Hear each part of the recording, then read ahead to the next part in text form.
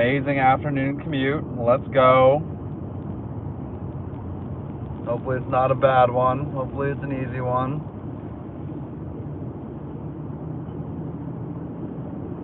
Hopefully there's no brake checks or crazy people. And I hope the people with BMWs use their turn signals. Although, I'm not too hopeful because some lady in a black X5 just pulled in front of me a few minutes ago. There's a big Salt Life sticker. Ooh! Pothole. Big Salt Life sticker on the back, which, I don't know about you guys, but 99% of the time, if they have a Salt Life sticker on, they're gonna drive like a tool. That's just my experience, and it's pretty true. But they also didn't use their turn signals, and just reinforced the BMW stereotype so much.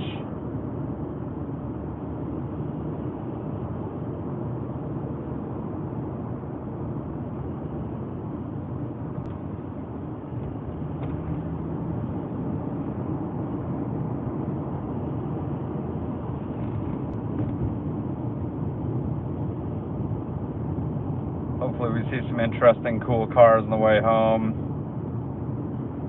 Not holding my breath, but we'll see. We will see.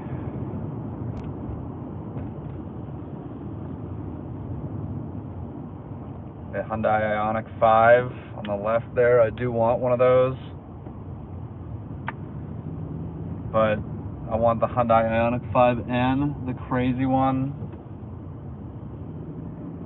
that produces realistic quote-unquote shifter sounds and noises, even though it's electric. I find that kind of stuff awesome. I'm excited to see more car companies go in that kind of direction, you know, making it possible to, you know, customize the engine sounds you use. I think it would be cool if companies, and Matt Farah and Zach of the Smoking Tire podcast brought this up a little while ago, a few months ago. I think companies should go into their former race cars, you know, historical cars that they have a lot of data on, and build electric car sounds and sound bites and sound possibilities that you could upload to your electric car. For example, an electric Mazda that sounded like the old Mazda race cars. Ooh, the C43 there on the left. I mean, on the right, nice car. So imagine if you got in your Mazda electric car and it could sound like a rotary engine 77B electric car. Oh my goodness. This Prius. Come on. I do love Prius, but yeah. So imagine if you could have your new car sound like a vintage race car. Like, for example, or another example, I should say, you get in your Macan EV and it sounds like a Carrera GT. Like, that would be awesome. I would 100% download and pay for that. Honda could do that with its cars. It has tons of old, awesome, historic race cars. The possibilities are literally endless. So yeah, I'm excited to see when car companies start doing that. To be frank, Hondas could do it really well. Toyota could do it really well. Ford, like, imagine if you got in your Mach-E and it sounded like an old school Mustang. Like, that would be so cool. Or a GT40, and that could even be new revenue streams for these car companies. Like, you offer those as either a one-time payment, like when you buy the car, or you can kind of like download car sound packs like in Forza, or maybe even get to a point where you allow folks to upload, create, and sell their own automaker approved packages for the cars, so you can make them sound like different things in different cars from that manufacturer from the past. That would be sick. Kind of like, I remember back in the day, quite a long time ago, there was a company that you could basically put a speaker under the back of your car, and now the new Dodge Charger has something similar. They have speakers literally out of the back bumper, but you could have a speaker under your back of your car and make your car sound like anything. Like you would hook it up to your RPM, maybe even hook it up to your accelerator pedal, and you can make it sound like whatever you wanted. I remember I wanted to get that for my parents'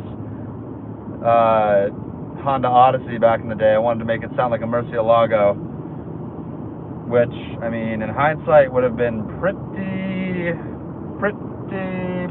baller. Pretty baller. That would have been sick.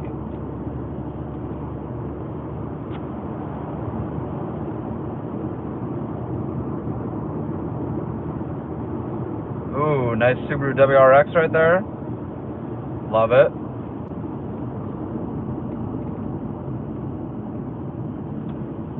That thing looks nice.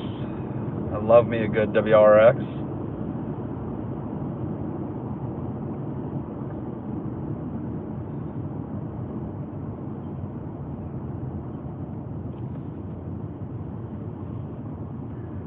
Wonder what other cool, interesting cars we will see today.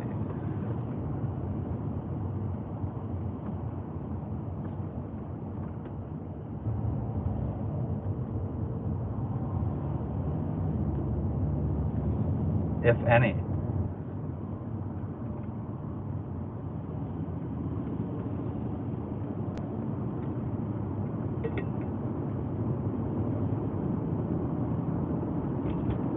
Nice black G-Wagon on the other side, G63.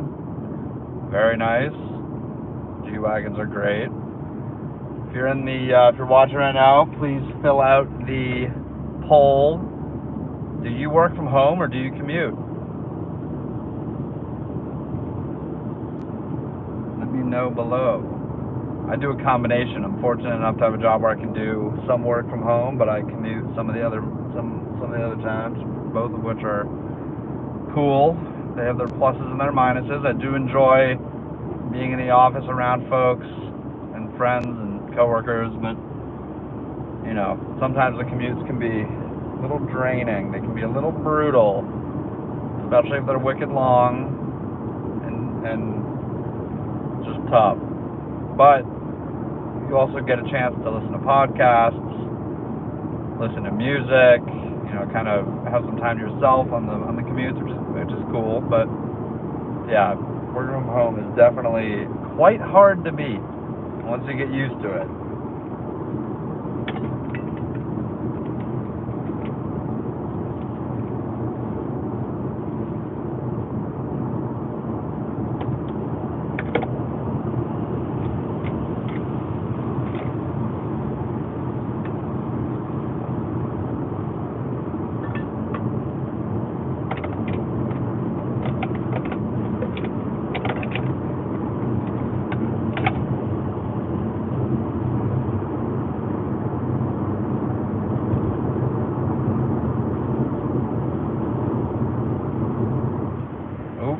Got someone pulled over there. I would mark that on Waze if I could. That does not look fun. It looks like their suspension has completely collapsed, and it looks like the car was full of crap. And it looked like they had a flat tire, so that does not look good. What also doesn't look good is this massive cloud in front of me that I'm driving right into, considering it's sunny right now where I am, and I'm driving into the dark cloudy mess. That is not fun. Hopefully it's not like that too much longer.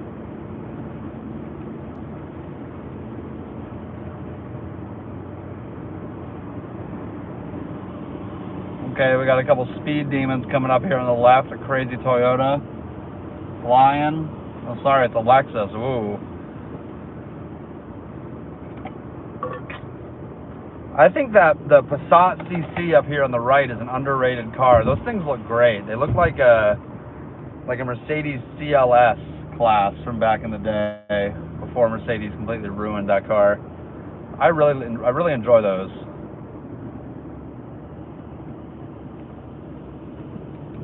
Passat CC.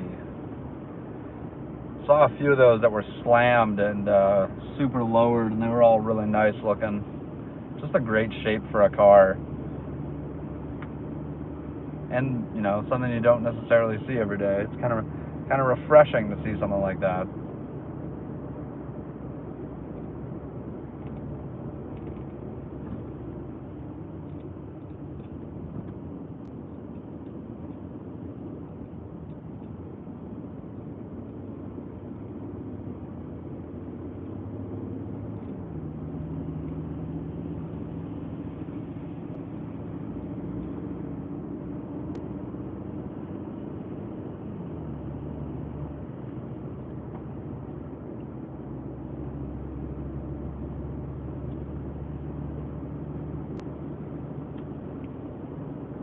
Yeah, these clouds look rough.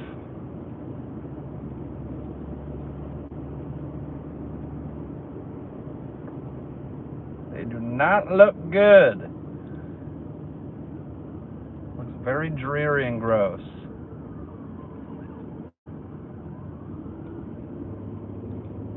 Undercover cop here, unmarked cop, I should say, on the left. It's always cool.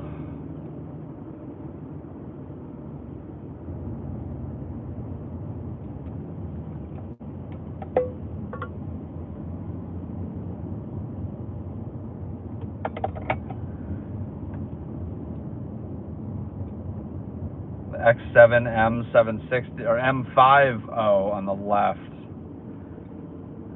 Nice car, cool color. Very, very expensive. The depreciation on those is mind blowing. They lose so much value so fast. It's literally almost unbelievable. But I guess if you're spending over 100K on an SUV, it doesn't matter, I guess, in a way. Doesn't make sense to me, but you know, they probably do not care. If I'm doing that, I'm gonna spend that on an old depreciated supercar. You know, get ahead of the depreciation, and just carry me and one other person. Oh, we got a Cybertruck on the other side of the road. Yikes! Big yikes. Yes, they're fast, but I would not be caught dead in one of those things. Another depreciation magnet is the Cybertruck. They have lost so much of their MSRP, and for the people who paid above MSRP in the beginning, wild depreciation. And they don't even, from what I've heard, work as intended. If any of you watch Hoovie's Garage, he had his for a little while, and you know, initially liked it, but it started to not only break, but you know, it's not watertight at all. The car wizard got into it, you know, checked out the front panels, and there was already tons of water and windshield wiper fluid just all over the inside when you open the front.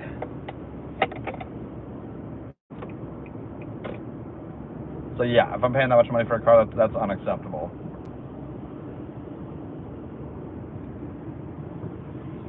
Unacceptable.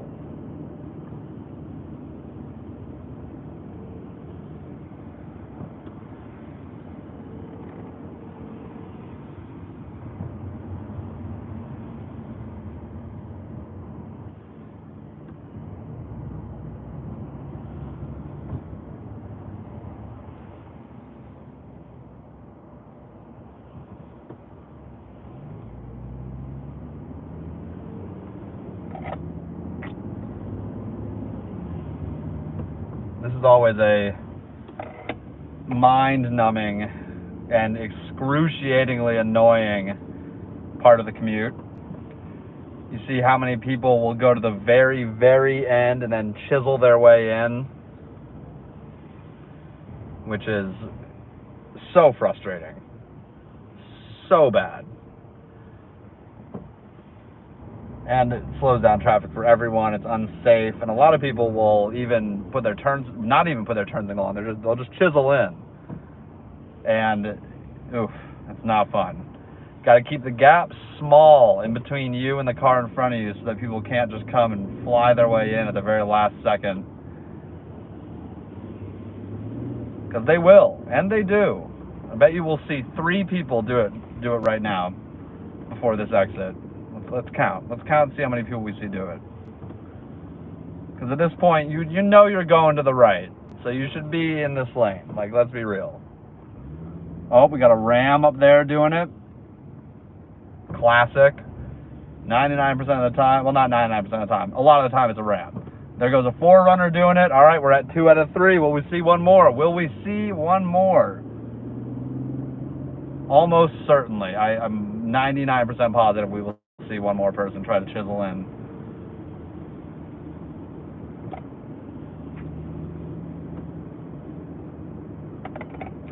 This Beamer is chiseling out. Okay. There's someone behind me you can't see, but they are waiting to get in, and they have caused a lot of people to have to slam on the brakes, which is always fun. Now, a little trick right here is when it gets to this point, yep, you want to do what that Honda's doing and move over into this lane because you can get past a lot of other traffic. Oh. All right, and we saw 2 out of 3 people chisel, which is bad, but didn't reach our number. Did not reach our number.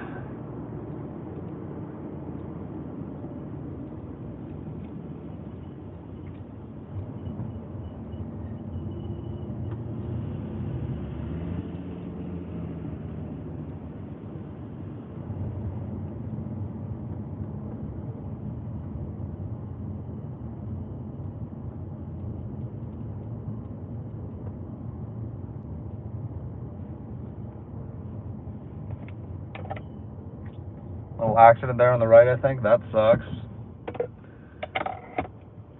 I've not seen any interesting cars really so far. Hopefully that changes.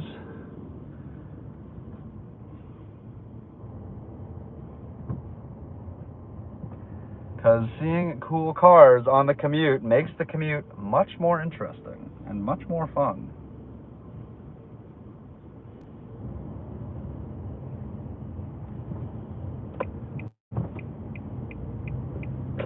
We'll move on over here.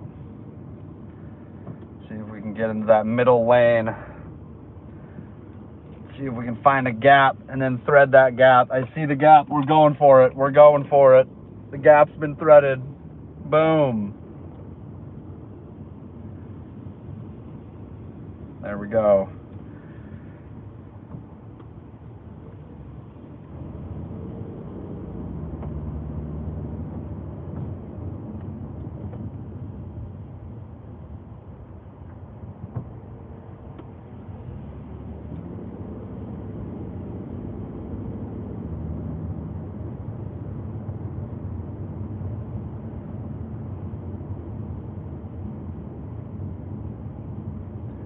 Anyone watching, comment where you're watching from. I'll give you a shout out. I am in Massachusetts, specifically Dedham, Boston area, as you can tell by the litany of road signs I've driven past, as well as the license plates all around me. Massachusetts gang.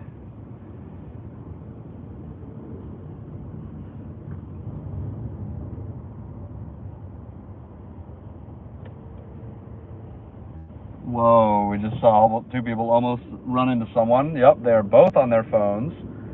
That's another fun game to play. Kind of check out how many people are just on their phones at all times. It is quite terrifying, to be honest. The amount of people just literally not paying attention at all is astounding. And like, if you ride a motorcycle, which I used to, you quickly see how like 99.9% of people are on their phones. Another pet peeve, how many of you have seen people driving around with no lights on at night, where their daytime running lights are on, but somehow they don't realize that their main headlights are not on? I think that's one of the most insane, sketchy things on the road today, and the amount of times that it happens is stunning. Like literally every time I'm driving, I see at least 2 people without their lights on, and usually it's like a RAV4 or like a GMC Acadia, one of the new ones, and somehow, I don't know how there's not like sensors and stuff going off, letting them know to turn their lights on. Someone needs to invent something that will alert you if your lights are not on at night, especially your rear lights. It's so dangerous. So dangerous, so sketchy, so bad, and yet the automakers don't seem to do anything about it or really care at all, which is also crazy to me. Like, how is that not something that's being addressed? That should be addressed years ago. It should have been addressed years ago, and somehow it's not. And if anything, the amount of people I see doing that goes up on a daily basis, which is quite insane. It's going to be my technology I produce, figuring out how to alert folks that their lights are not on somehow.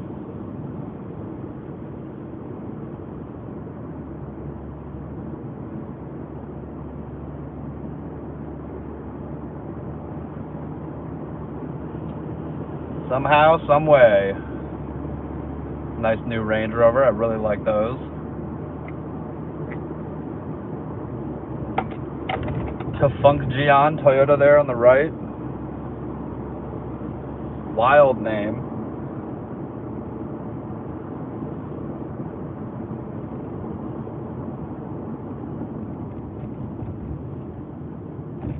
And we're coming back to a traffic slowdown / standstill.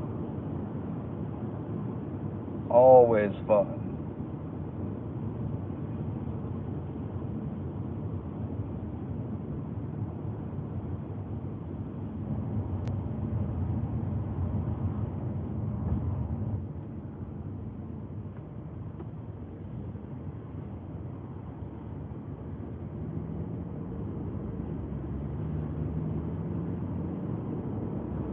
Got a GLC 43 AMG on the right here with its camera still out. Not sure when that goes, like when the camera retracts back, but I think it's above like 25 miles an hour or something, which shows you how slow this commute is going at the moment.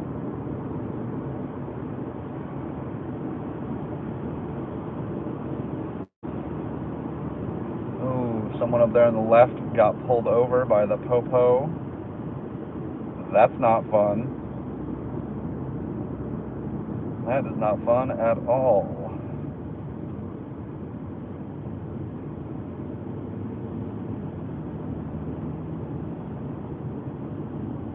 Stady got him.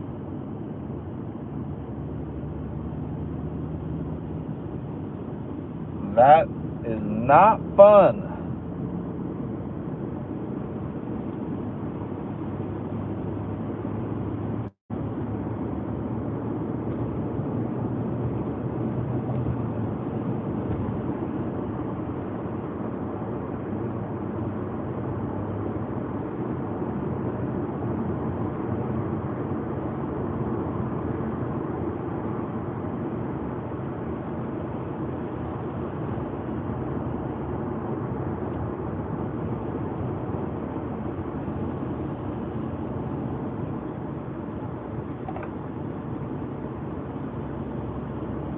I made the mistake of not wearing a jacket today. I was a bit overzealous this morning, didn't realize that it was going to be cold and kind of dreary this afternoon, so I just decided to wear just my shirt and no jacket, which I regretted at lunchtime because it was cold.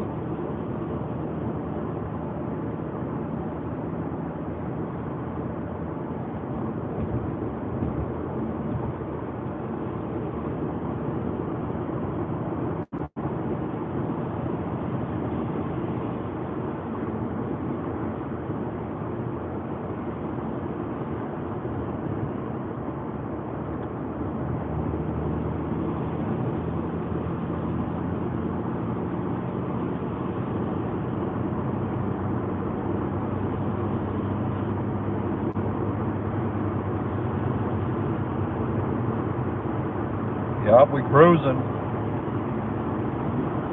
We are cruising.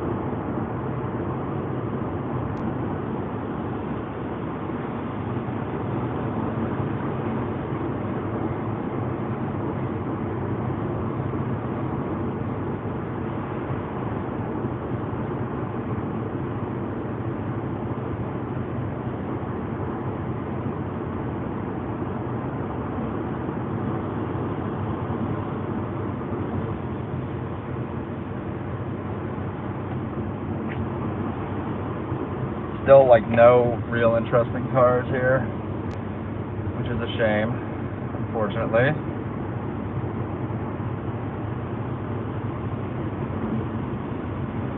Because I want to see some interesting cars, because I like interesting cars.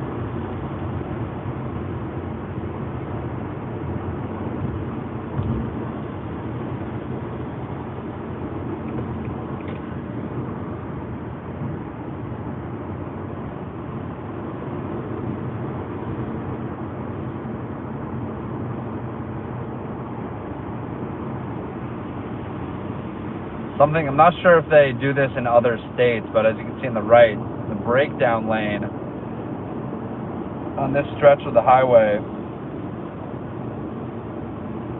turns into a lane you can use to drive in, which is extremely sketchy if you don't know the law. Like this guy on the right here that almost just got hit. Whoa, that was sketchy.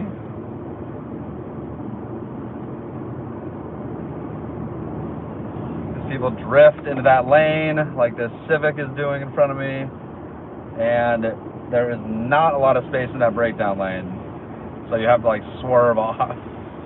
Very sketchy. I don't know what this person in the Civic is doing. They look like they're looking around in their car. I would not pass them if I was on the right. That is sketchy. I don't know what that dude is doing, but he looks quite distracted, which is always a good time. You got guys like that F-150 that are just hauling in the breakdown lane. Ooh, M4 convertible on the left-hand side, just past us, a white M4 convertible with the pig nose. Actually looks very good.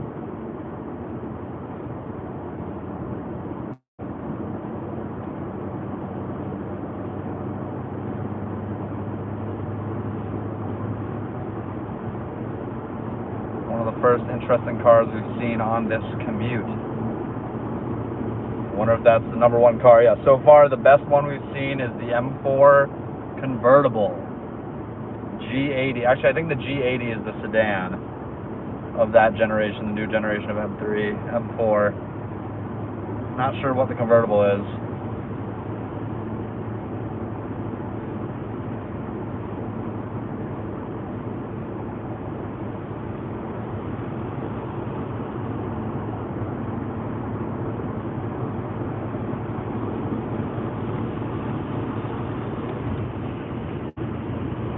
Now we're opening up a little bit. We're opening up. This is good. This is good.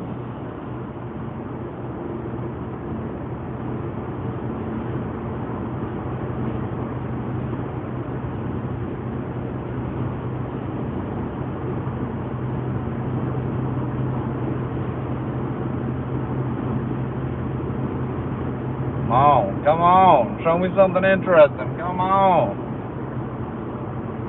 Please.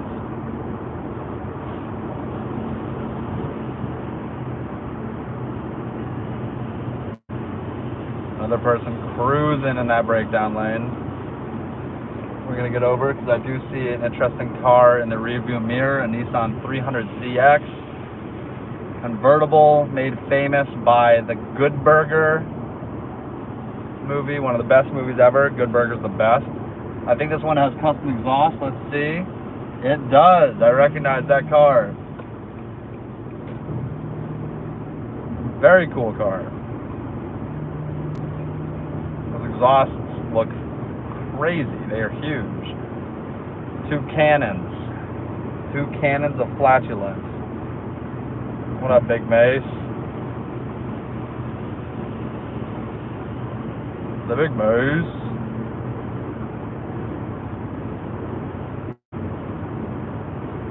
I already know what Mace is gonna put for the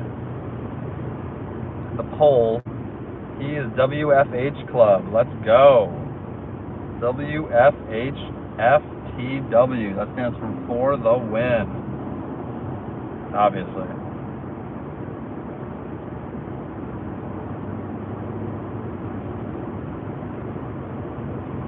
I want to be nap gang too. I need a nappy. A little nap. Sleepy.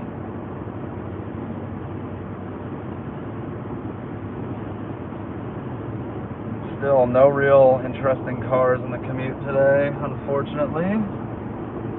But again, maybe that'll change. The lady in the Honda who just passed me has a baby seat in her car and was on her phone. So that's safe. Little CRV baby combo. That's always a good idea. Here's the 300ZX again. He just gave me the thumbs up. Love that. He must be watching the feed.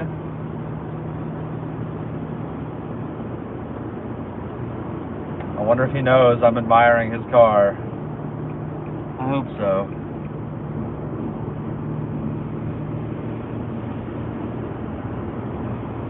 Those are really cool though. That one looks pretty clean. I mean, you don't really see the 300ZX convertibles like ever. So that's a good one. I like seeing those. And going back to Good Burger, oh, he's cruising. One of the main characters, Dexter in Good Burger, who is still on Saturday Night Live, is one of the longest running cast members on SNL.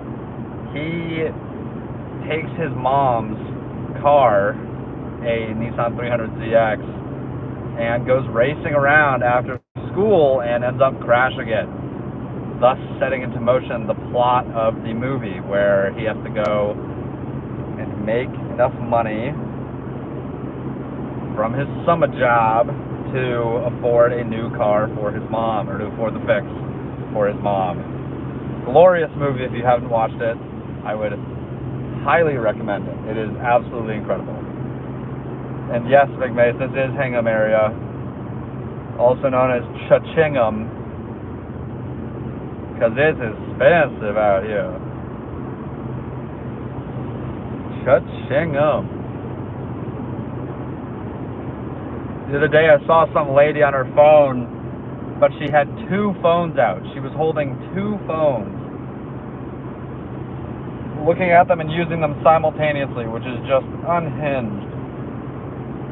Unhinged in behavior. It was incredible. I was astounded.